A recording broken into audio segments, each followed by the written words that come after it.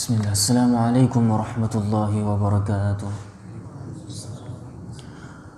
Alhamdulillahi rabbil alamin. Alhamdulillahilladzi hadana lihadza wa ma kunna linahtadiya laula an hadana Allah.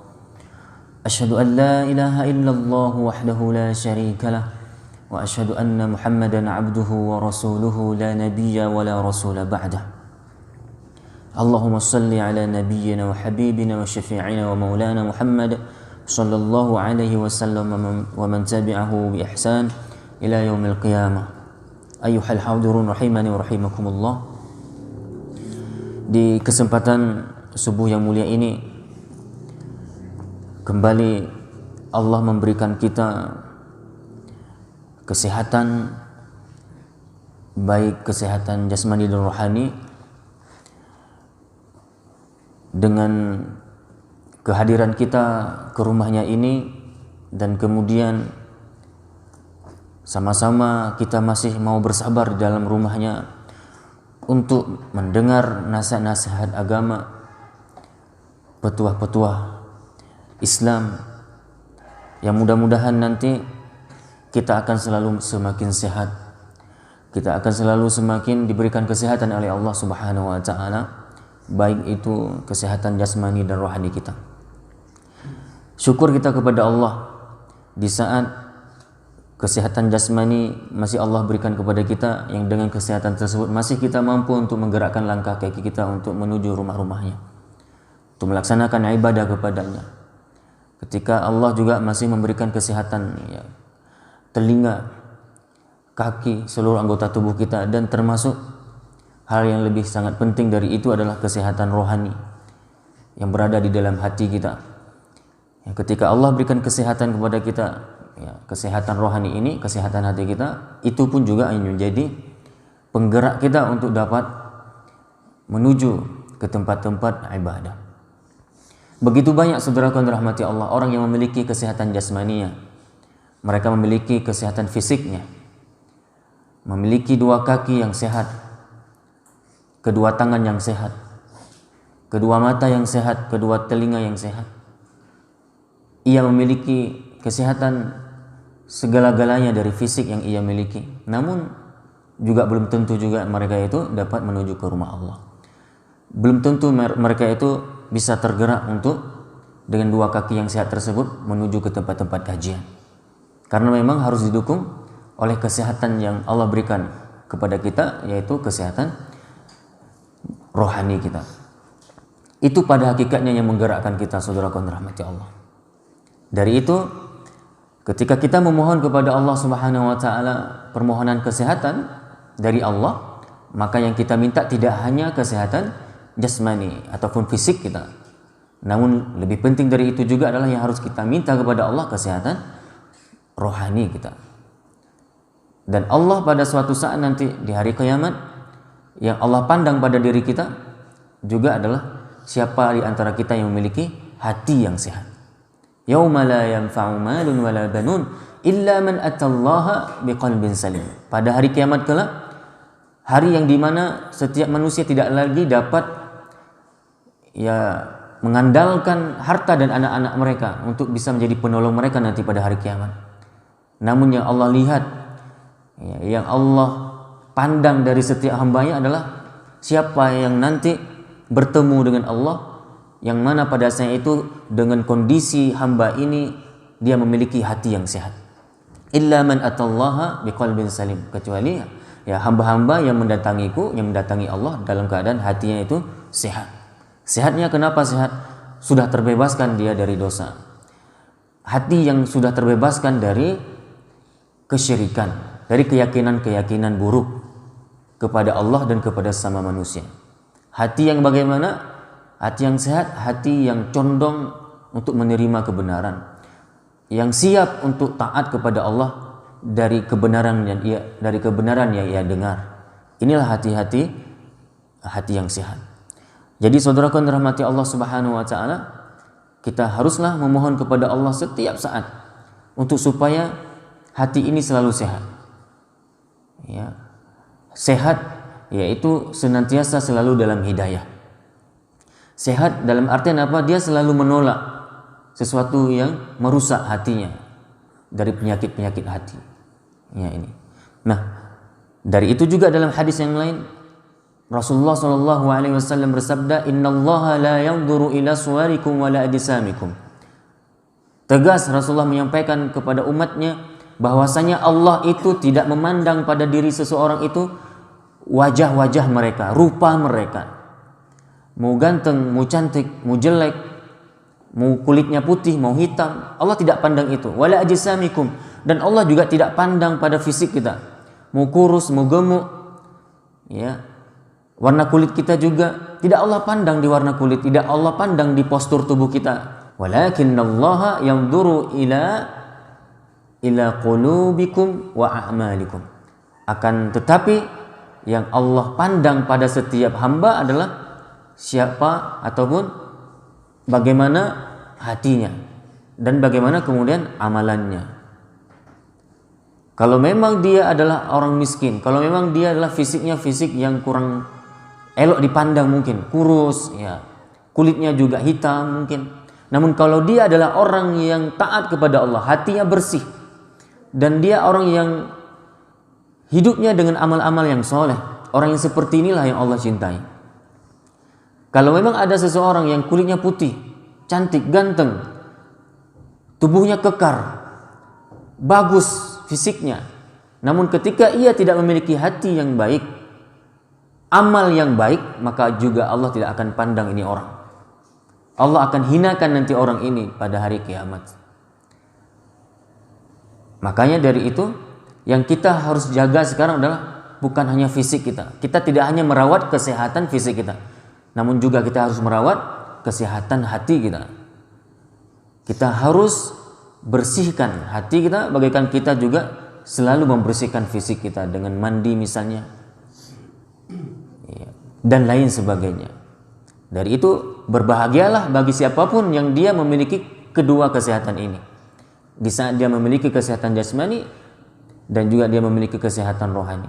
Insya Allah dengan dua modal ini akan saling berhubungan nantinya untuk supaya kita menjadi hamba yang bisa melaksanakan ketaatan kepada Allah Subhanahu wa taala.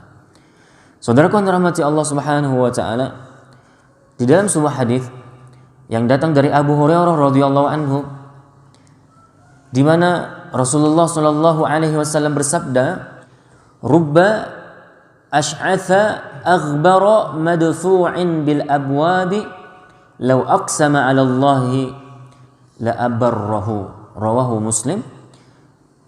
Di mana Rasulullah menyampaikan kepada kita semua, bisa jadi orang yang berpenampilan kumal dan berdebu yang pintu-pintu tertutup untuknya, sama-sama kita perhatikan ya, bisa jadi kata Rasulullah, orang yang berpenampilan kumal dan berdebu, mungkin dia penampilan kayak gembel, bagaikan tampilan-tampilan seorang pengulung, seorang budak.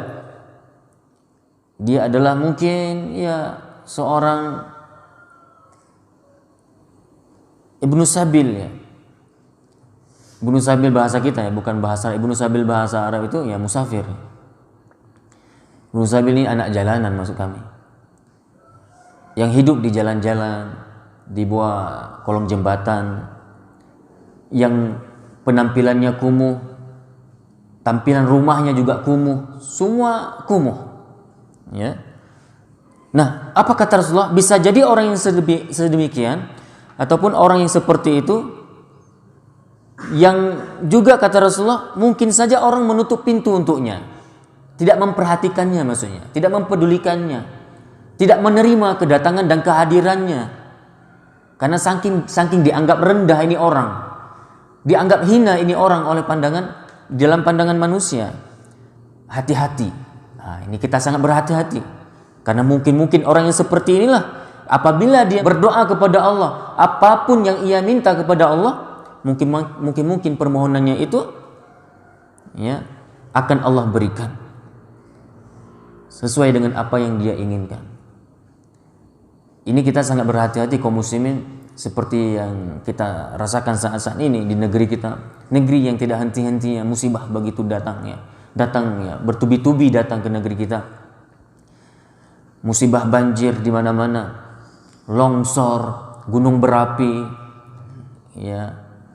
Di negeri kita, Nagro Aceh Darussalam ini juga pernah Allah hadirkan sebuah peringatannya, tegurannya dengan didatangkan tsunami besar.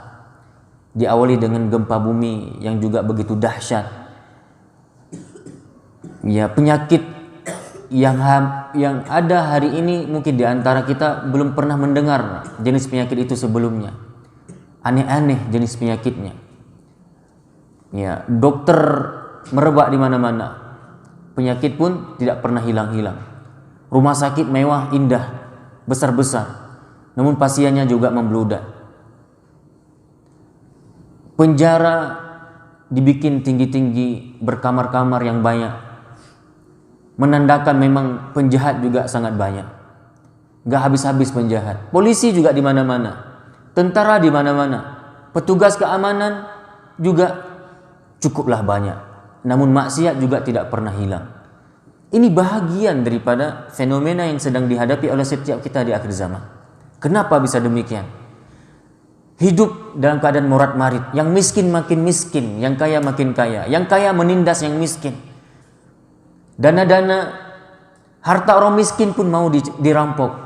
Kalau ada orang yang merampok harta orang kaya, ya orang kaya banyak uang. Ini harta orang miskin pun dicuri. Hati siapa? Siapa yang memiliki hati seperti ini, saudaraku yang dirahmati Allah? Mungkin dia memang punya hati namun sudah mati.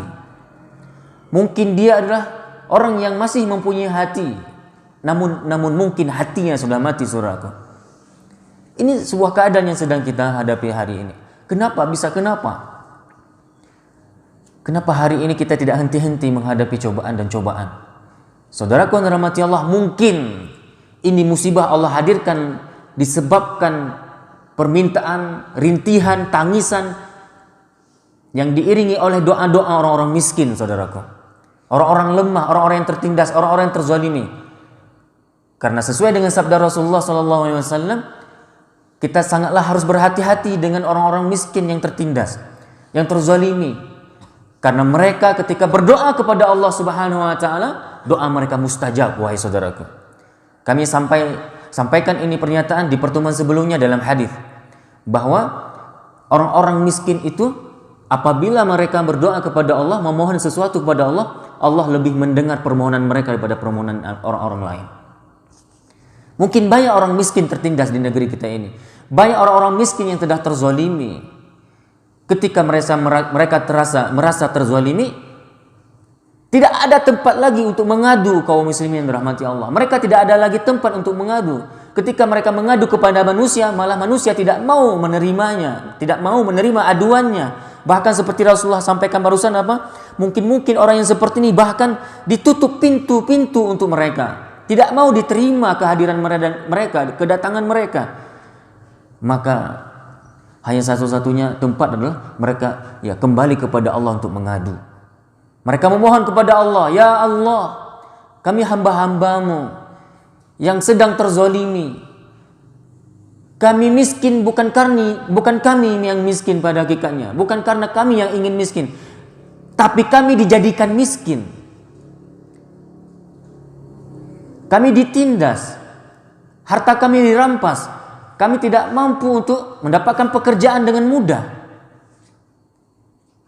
Pintu-pintu ditutup untuk kehadiran kami. Kami tidak dipandang, kami dianggap hina, ya Allah. Hanya Engkau tempat kami mengadu. Mohonlah pertolongan, berilah pertolongan kepada kami, ya Allah. Hancurkan orang-orang zalim itu, ya Allah. Mungkin seperti itu, mungkin doanya. Bayangkan kalau satu aja orang miskin, orang terzalimi, orang yang ditindas, berdoa kepada Allah Subhanahu wa taala dengan doa demikian, Allah istajabahkan. Allah akan kabulkan. Bagaimana kalau memang kumpulan dari masyarakat yang sedang ditindas itu, yang lemah, yang miskin tersebut, yang pastinya mereka orang-orang taat kepada Allah ya, berdoa kepada Allah. Mungkin inilah yang menjadi penyebab hari ini negeri kita tidak pernah henti-hentinya mendapatkan musibah, saudaraku yang dirahmati Allah. Disebabkan rintihan tangisan doa orang-orang miskin yang tertindas. Allah tidak memandang hina orang-orang miskin. Bahkan mereka nanti akan menjadi penghuni surga paling banyak. Namun demikian kami perlu tegaskan, bukan karena kemiskinan mereka masuk surga. Namun karena kebanyakan dari orang-orang miskin itu lebih banyak taatnya kepada Allah Subhanahu wa taala. Jadi disebabkan ketaatan, tunduk patuh mereka, kesabaran mereka dalam menghadapi cobaan, inilah yang menyebabkan mereka masuk surga. Ingat, bukan berarti ketika Rasulullah menyampaikan bahwa penduduk surga itu kebanyakan orang miskin, berarti karena orang miskin itu, karena kemiskinan itu masuk surga, bukan. Kalau memang karena menjadi miskin itu masuk surga, maka menjadi miskin itu jadi wajib. Kita harus jadi miskin semuanya berarti. Kan jadi salah paham ini. Maka saudara yang dirahmati Allah, bukan itu yang dimaksud oleh Rasulullah. Disebabkan apa? Disebabkan kebanyakan dari orang miskin ini lebih banyak taat, lebih banyak bersungguh-sungguh di saat beribadah. Mereka sudah tidak dilalaikan lagi dengan urusan dunia. Mereka lebih banyak sabarnya. Inilah yang membuat mereka kebanyakan nanti penghuni surga. Saudara yang dirahmati Allah, kami coba ulangi pernyataan Rasulullah SAW. Bisa jadi orang-orang yang berpenampilan kumal dan berdebu, yang pintu-pintu tertutup untuknya, orang tidak mau meresponnya, orang-orang tidak mau mempedulikannya. Tetapi jika dia bersumpah kepada Allah, maksudnya apa? Karena mengharapkan kemurahan hatinya, ataupun kemurahan Allah maksudnya, niscaya dia akan memberikan apa-apa yang diinginkannya. Niscaya Allah akan memberikan apa-apa yang diinginkan oleh orang miskin tadi. Maka dari itu, dari hadis ini kita bisa mengambil hikmah apa? Sesungguhnya Allah Subhanahu wa taala tidaklah melihat rupa dan harta kita, tetapi yang Dia lihat adalah bagaimana hati dan amal kita. Ini sesungguhnya Allah pandang pada diri kita apa? Hati dan amal. Seorang muslim harus lebih memperhatikan kesucian hati dan kemurnian amalnya, juga ketulusan niatnya, daripada memperhatikan atau daripada perhatiannya terhadap pakaian dan tempat duduknya, tempat tinggalnya. Jadi fokus kita hidup di dunia bukan memperkaya diri, bukan merawat fisik saja, bukan bermewah-mewah yang sehingga kita lupa terhadap akhirat. Alhaakumut takatsur hatta zurtumul maqabir. Kemegahan, kelalaian telah membuat mereka itu terlena sampai mereka lupa kepada Allah. Jangan. Sampai mau mati pun, hatta zurtumul maqabir, sampai mau meninggal dunia pun kita masih mikirin harta. Coba, kita masih juga hidup dalam kelalaian. Jangan, kata Allah. Sekali-kali tidak, nanti kita akan tahu rasanya. Bagi yang lalai-lalai itu, mereka suatu saat akan tahu bagaimana rasa hidup di akhirat.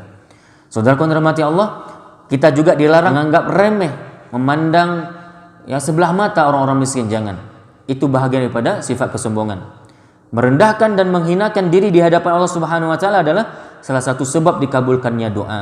Karena itulah dia merealisasikan sumpah orang yang bertakwa lagi beramal secara sembunyi-sembunyi. Kemudian saudaraku yang dirahmati Allah, di antara hikmah hadis yang bisa kita juga jadikan dalam kajian hari ini adalah kedudukan hamba dinilai berdasarkan amal perbuatannya, bukan dari penampilan dan kekayaannya. Siapa yang banyak beramal, itulah yang insya Allah lebih mulia dalam pandangan Allah Subhanahu wa taala. Ini yang dapat kami bahas pada kesempatan yang sangatlah singkat ini. Mudah-mudahan kajian di subuh kali ini bisa kita banyak ambil manfaatnya. Semoga Allah memberikan kita kemampuan untuk selalu taat kepadanya, diberikan kemampuan untuk selalu dapat menunaikan kewajiban-kewajiban kita terhadap Allah Subhanahu wa taala, dan juga diberikan kemampuan untuk dapat meninggalkan setiap larangan-larangan yang Allah dan Rasulnya larang. Kita padai dengan doa kafaratul majlis. Subhanakallahumma bihamdika asyhadu an la ilaha illa anta astaghfiruka wa atubu ilaik. Assalamualaikum warahmatullahi wabarakatuh.